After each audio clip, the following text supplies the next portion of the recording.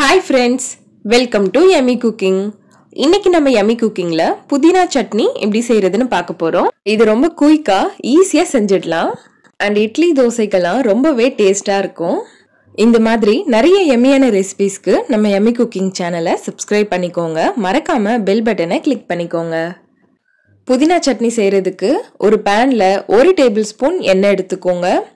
எண்ணெய் சூடானதும் இதுல 1/2 ஸ்பூன் சீரகம் 2 ஸ்பூன் உளுத்தம் பருப்பு சேர்த்துக்கோங்க. உளுந்து நல்லா வறுபட்டு கலர் மாறி வரட்டும். உளுந்து லைட்டா கலர் மாறி வந்ததும் இதுல பாதி வெங்காயத்தை கட் பண்ணிட்டு சேர்த்துக்கோங்க. வெங்காயம் லைட்டா வதங்கினதும் இதுல 2 கைப்பிடி அளவுக்கு நல்லா புதினாவை வாஷ் பண்ணிட்டு சேர்த்துக்கோங்க. புதினா சேர்த்துட்டு இதுல ஒரு கொத்து கருவேப்பிலை சேர்த்துக்கோங்க.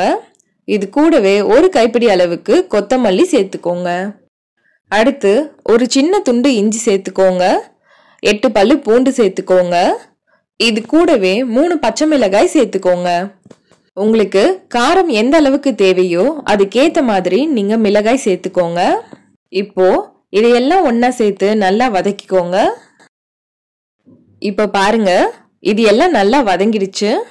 இப்போ ஸ்டவ் ஆஃப் பண்ணிட்டு இதை கம்ப்ளீட்டா ஆற விட்டுடுங்க. இப்போ இது ஒரு மிக்ஸி ஜாருக்கு மாத்திக்கோங்க.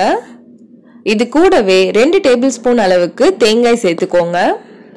அடுத்து தேவையான அளவுக்கு உப்பு சேர்த்துட்டு கொஞ்சமா தண்ணி சேர்த்து நல்லா பேஸ்டா அரைச்சு எடுத்துக்கோங்க.